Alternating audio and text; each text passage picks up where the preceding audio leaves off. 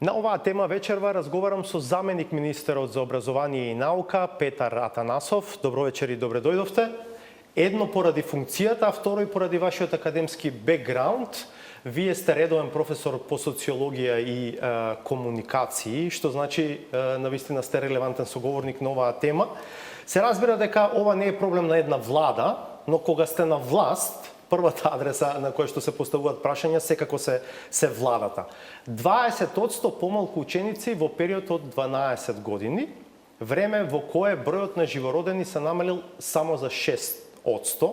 Добро, само за 6 и тоа не е мало намалување, но сепак велам само за 6 за да илустрирам дека неверојатно останатиот број е број кој што отпаѓа на иселувањето. Свесна ли е владата за овие драматични трендови? Да, нашата држава влезе или е во фаза која ја поминаа Бугарија, Србија и Хрватска, или се уште траат, фаза на депопулација или на заменување на дел од населението.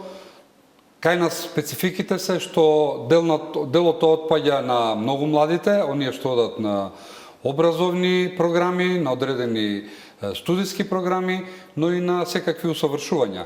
Но секако дека значаен дел се и цели семејства, заминуваат цели семејства. Кои се причините за ова? И оваа влада и претходните влади и идните влади ќе мора да се занимаваат со овој проблем, затоа што ова е главен проблем во ова општество. Иселувањето на младите, на млади семејства. Еден циклус на развој од 10 години ќе промени драстично многу. Но развој значи во сите сектори, и во образованието, и во промена на условите за доаѓање до прво работно место, и во возможување на една поквалитетна кариера, затоа што денеска на младите им се брза. И на сите воопшто. Глобализацијата ни наметна темпо да сите побрзо работиме, побрзо стануваме и побрзо живееме. Да. За да се стигне овој процес потребни се многу промени. Ќе ве прашам што прави владата конкретно на тој план, но прво ќе ве прашам ќе има ли влијание или има ли веќе влијание ова намалување на бројот на ученици во училиштата врз образовниот процес? Можно ли е некои наставници да останат без работа? Можно ли е да се затвораат училишта? Анализата на ОЕЦД покажа дека имаме неколку илјади помалку деца во изминатите неколку години во образовниот процес, но истовремено со овој процес го детектираме и проблемот на поголем број на наставници од пред 10 години, например. Значи, притисокот за вработување во образовниот сектор е огромен, голем. Од една страна, други сектори се празнат или не се атрактивни, како здравството се празни и атрактивно заменувањето тука. Но од друга страна, во образованието имаме голем притисок за вработување.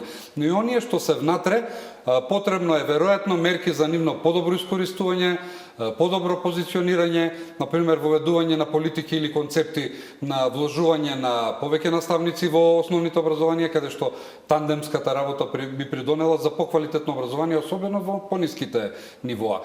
И засега немаме никакви драконски или некои големи мерки што да се случува понатаму, иако очекуваме да во образовниот сектор почнеме да ги решаваме проблемите со вишокот на вработување. Единствено на што посериозно се размислува во однос на другиот дел од прашањето, во средното стручно образование, 2-3 држави во регионот веќе го поминаа тој не е ветинг, но процес на преиспитување на капацитетите и училиштата. Не можете да држите едно средно стручно училиште со минимум број на деца. Тоа го помина неколку држави во регионот. Веројатно тука се советите и консултациите со Брисел, да ние влеземе исто во еден таков процес, да видиме пред се дали ги трошиме ресурсите ненаменски и недомакински. Колку квалитетот на образовниот процес може да биде причина за овие трендови за кои што зборуваме, за генералните трендови на иселување, на заминување? Желбата на родителите да имаат добро образование за своите деца и евентуалната нивна проценка дека тоа не го добиваат овде. Да, семејството, децата, родителите не можете да ги издвоите, тие се еден тим. Колку би влијаело? Па влијае многу, иако не е одлучувачки. Ако вие живеете во Хрватска, сте вработени во јавен сектор, имате одредена плата, ако за истото тоа работно место ви дава 3 или 4 пати поголема плата во Германија, ќе заминете во Германија, независно од квалитетот на образование во Хрватска. Но ние во образованието можеме да направиме така наречено популарно да го подобриме квалитетот, но тоа значи дека ние треба во образовниот систем, во основното и во средното образование, не само да имаме предмети тестирање, туку да имаме да ги учиме децата и медиумска писменост, да ги воспитуваме, да ги учиме тимски да работат, да ги научиме да сонуваат и да имаат на вештини. На вештини, само доверба да имаат. Не може јас на постдипломски студии да добивам студенти кои никогаш во животот не застанале пред група на луѓе и не презентирале во јавен говор или пред одредена група вербално ништо. Значи не може ние да дозволиме млади да ни растат во системот образование да не го знаат својот мајчин јазик, затоа што цела добра литература што нашата култура ја носи е на наш јазик. Не може да имаме деца кои повеќе или подобро зборат англиски јазик од домашниот или мајчиниот јазик. Но и квалитетот на образованието може да ги промени перцепциите, визиите и соништата на децата. Значи ние мораме многу повеќе и подобро да работиме со децата, за децата да им помогнеме да се најдат, да се пронајдат себе си. И како добри експерти вработени, но и како некои истражувачи може би да вложат повеќе и така натаму. Станува збор за губење на човечки капитал. Без луѓе не може да се зборува за раст на економијата. Веќе слушаме за забелешки на дел од странските инвеститори дека не можат да дојдат до квалификувана работна сила. Овие трендови може уште повеќе да ги нагласат овие проблеми. Се согласувам со странските инвеститори и со нивните коментари околу квалитетот на средното стручно образование. Во овој момент работиме многу проекти, многу е на маса од сето тоа и веќе тргнува и тоа дуално образование, учење преку работа. Ние се обидуваме да направиме некаков ритам за подобрување на квалитетот во средното стручно образование, но сето тоа потребно е време, не оди тоа така лесно. Што се однесува до другиот дел на прашањата, работиме и на тоа. Но знаете, потребно е да се запали црвеното светло во образованието, за да можеме да направиме промени кои ќе им помогнат на младите и во начинот на живење, но и во начинот на нивните кариери. Знаете, еден експерт или стручњак 30 години профилиран е ненадомеслив, какви што се специјалистите во здравството. Но младите со завршени додипломски студии, постдипломски е штета што не напуштаат. Но глобализацијата ги повикува и од Германија одат за Америка.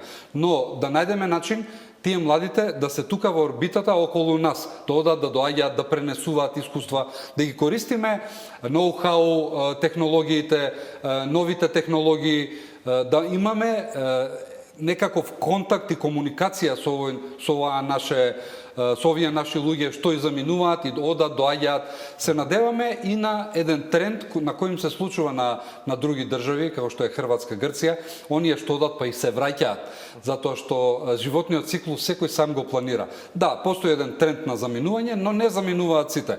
Многу од нив сакаат и овде да живеат и да работат. Оваа влада дојде на бранот, меѓу другото и на очекувањата дека ќе создаде услови и околности со кои што меѓу другото младите ќе останат овде. Гледавме многу родители како велеа не сакам моето дете да ја гледа својата иднина надвор, сакам да ми остане овде. Со тој мотив веројатно и многумина излегува на референдумот за името, поддржаа членство на земјата во НАТО и во Европската унија, но повторно пак впечатокот генерален сега зборуваме дека тие процеси не застана и дека продолжуваат и во мандатот на оваа влада. Накратко или фактографски ги намалуваме дисперзираните студии, го намалуваме квантитетот на сметка на квалитетот. Во овие денови во процедура е формирање или се во процедура огласи за директор на Агенцијата за квалитет. Имаме два нови одбори, одбор за акредитација и посебен одбор за евалуација. Значи во високото образование работиме на концентрација на квалитет. Истовремено процесите во средно стручно мислам дека говорат дека ние мораме децата од децата да направиме некаков завршен производ на своја 17-18 годишна возраст да влезат на пазарот на трудот. Но мислам дека поголемите проблеми се наоѓаат во пониските нивоа. И тука, знаете, ги делиме стравовите и очекувањата и со родителите и семејствата. Можеме многу да направиме во образованието. Образованието не е ни прва ни последна причина, но еден концепт или циклус на развој заедно со развој и бројки на отварање на нови работни места, на подобро платени работни места. Економскиот тим на владата работи работи макотрпно за да ги промениме ова бројки и има промени. Но година за година ќе ги подобруваме перформансите, како што велат менаџерите. Мора многу повеќе да работиме за да ги промениме работите. Добро, се надевам дека еве и ова е еден аларм, дека сепак мора многу понагласено прво да се детектира ова како проблем, е детектирано веќе, очигледно е тоа и да се работи на адресирање на овој проблем. Благодарам што вечера бевте дел 360 степени. Благодарам и на вас.